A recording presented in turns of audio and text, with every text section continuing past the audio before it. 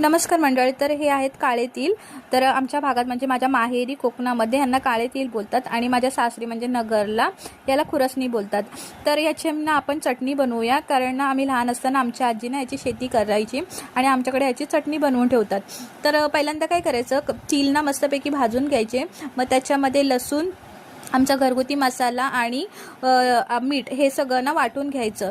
नंतर ना इथे आपण जशी नॉर्मल गवारची भाजी बनवतो तशी बनवायची आणि तिला मस्त असं फ्राय करायची आणि त्या स्टेजला ना आपण ही चटणी ॲड करायची त्याच्यामध्ये.